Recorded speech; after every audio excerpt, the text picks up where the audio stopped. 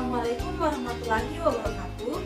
Halo semuanya, perkenalkan nama saya Naistin Sacila Mukasa dengan NIM 190005059 dari Program Studi Pendidikan Guru Sekolah Dasar Universitas Ahmad Dahlan. Pada kesempatan kali ini, perkenankanlah saya untuk menyampaikan laporan perkenalan lapangan persekolahan 2 di SD Muhammadiyah Mertosanan. Selamat menyaksikan.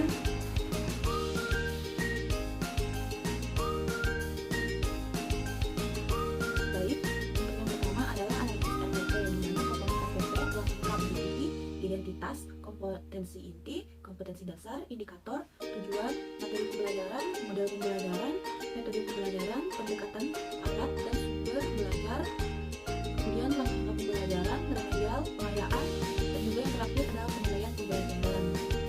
Kemudian untuk kompetensi inti, kompetensi dasar, dan indikator telah sesuai di mana kompetensi inti ditemukan ke dalam bentuk kompetensi dasar, kemudian kompetensi dasar ditemukan lagi dalam bentuk indikator pembelajaran, kemudian terdapat juga tujuan pembelajaran yang sudah tercantum dalam RPP sesuai dengan indikator pembelajaran yang telah diangkat, kemudian sudah terdapat unsur dialognya. Kemudian metode pembelajaran yang digunakan adalah metode ceramah, tanya jawab, pengamatan, dan penugasan, dan langkah-langkahnya adalah PPP, dan misalnya ada kegiatan pendahuluan yang terdiri dari apresiasi, motivasi, dan orientasi. Kemudian ada kegiatan penutup yang dimana dilaksanakan sesuai dengan serta pada model pembelajaran Discovery Learning sebagai model pembelajarannya.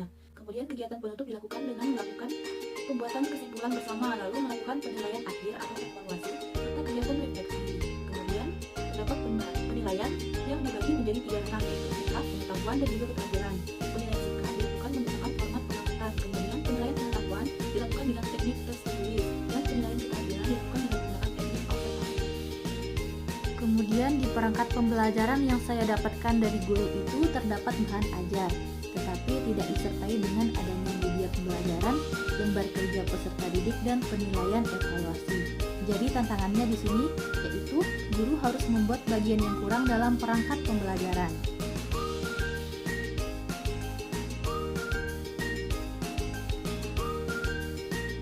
Berdasarkan hasil analisis saya terkait dengan perangkat pembelajaran di SD Muhammadiyah Mertosanan untuk melakukan praktek pembelajaran PLP 2. Jadi di sini saya menyesuaikannya dengan perangkat pelajaran yang telah saya analisis, di mana di dalamnya ada RPP, kemudian ada media pembelajaran, dan juga ada evaluasi serta penilaian. Jadi saya menggunakan format sesuai dengan yang ada di RPP SD, yang di dalamnya termuat identitas, kemudian ada kompetensi inti, kompetensi dasar, indikator pembelajaran, tujuan pembelajaran, lalu materi pembelajaran, pendekatan, model, metode pembelajaran, kemudian ada juga alat, media, sumber, dan juga bahan ajar di dalamnya. Juga ada langkah-langkah pembelajaran yang terdiri dari 3 tahapan, yaitu 3 kegiatan, yakni kegiatan pendahuluan, kegiatan inti, dan juga kegiatan penutup. Pada kegiatan pendahuluan dilakukan dengan orientasi, kemudian ada apresiasi, dan juga motivasi. Kemudian dalam kegiatan inti dilakukan sesuai dengan sintak pembelajaran atau model pembelajaran yang telah dipilih, yaitu model pembelajaran Discovery Learning. Kemudian untuk kegiatan penutup sendiri dilakukan dengan kesimpulan. Kemudian setelah itu ada juga pengerjaan evaluasi dan juga ada refleksi. Selanjutnya ada komponen penilaian, kemudian ada komponen remedial, dan juga ada komponen pengayaan. Kemudian untuk media pembelajaran saya menggunakan media pembelajaran dengan gambar-gambar untuk memudahkan peserta didik dalam memudahkannya memahami materi agar materi yang sebelumnya abstrak menjadi lebih konkret. Kemudian untuk evaluasi sendiri saya menggunakannya dengan teknik tes tulis dan terdiri dari 10 soal pilihan ganda. Kemudian saya juga membuat kisi-kisi pembelajaran yang di dalamnya termuat KD, mata pelajaran, materi yang disesuaikan dengan evaluasi, indikator soal, nomor soal, kemudian di soal yang dikerjakan, serta kunci jawabannya. Kemudian ada juga pedoman penilaian serta lembar penilaian evaluasi pembelajaran.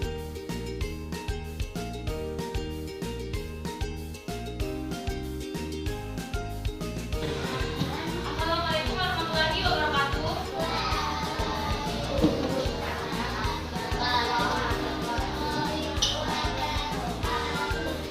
Selamat pagi,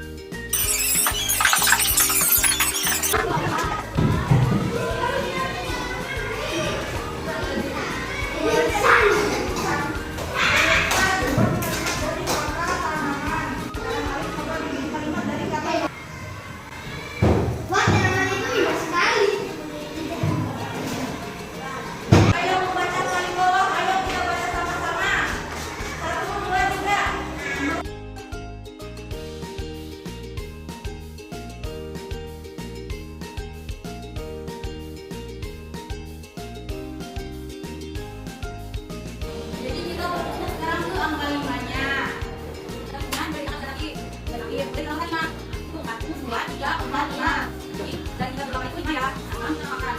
Jangan tambah 5 berapa? 8. Nanti kita kasih 8, nanti 8. Jadi ini 8. 8.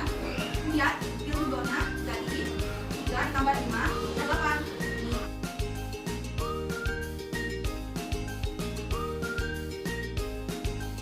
Nah, setelah mempelajari tiga materi tadi, sekarang kita akan evaluasi.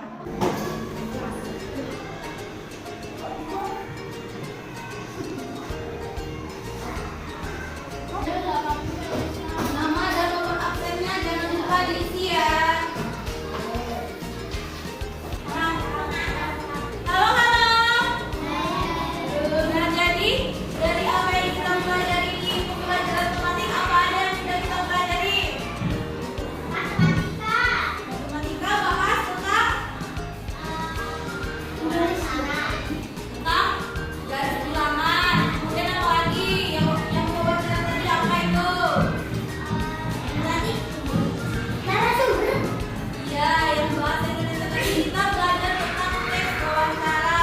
Narasumber tadi apa? Siapa? Narasumber adalah orang yang diberikan pertanyaan yang diwawancarai, pertanyaan. Kemudian yang SPDP tadi kita belajar apa? Ada yang tahu tidak? Oke, jadi SPDP tadi kita belajar tentang motif yang dekoratif.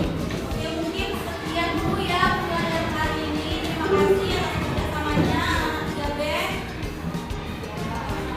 Saya akhiri, sekian. Wassalamualaikum warahmatullahi wabarakatuh.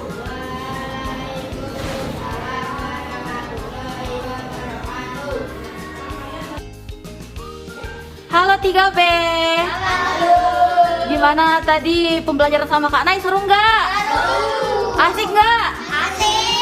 Oke, jadi tadi kita belajar apa sih? Ya, matematika tadi belajar tentang garis bilangan kan? Lalu yang bahasa Indonesia apa tadi? Iya, teks wawancara. Narasumber tadi apa? Orang yang diberikan pertanyaan. Iya, yang diwawancarai. Lalu yang satunya lagi apa tadi? SBDP belajar motif dekoratif. Oke, terima kasih ya.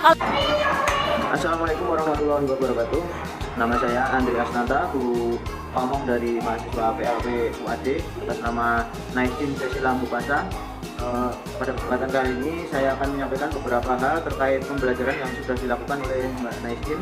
Yang pertama tentang dampak pembelajaran bagi kelas kami atau kelas saya, di mana pembelajaran kemarin terlihat sangat menyenangkan bagi anak-anak, juga anak-anak sangat antusias dalam pembelajaran. Ini sangat bagus untuk anak-anak juga karena akan menjadi sebuah pengalaman baru di mana ada guru baru yang mengajar di kelas ini dengan mungkin adanya perbedaan atau media dan cara mengajar dengan guru kelas selama ini. Jadi yang kedua, untuk pembelajaran yang seharusnya dilakukan itu mungkin lebih ke membuat siswa menjadi aktif, siswa menjadi tertarik, dan pembelajaran akan menjadi efektif.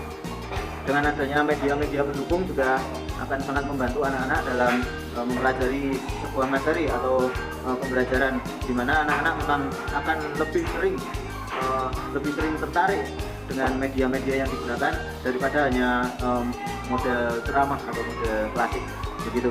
Jadi untuk pembelajaran mungkin kedepannya tetap gunakan media-media yang menarik sehingga pembelajaran menjadi lebih menyenangkan dan efektif ya buat anak-anak.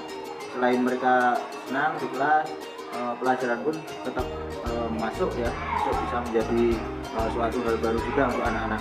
Kemudian saran dari saya mungkin untuk Mbak Naistin dan mungkin untuk mahasiswa yang lain juga, mungkin untuk pembelajaran ini memang kita biasa sudah membuat RPP itu terkadang memang di kelas atau pada kenyataannya di lapangan itu mungkin tidak sesuai dengan RPP ya.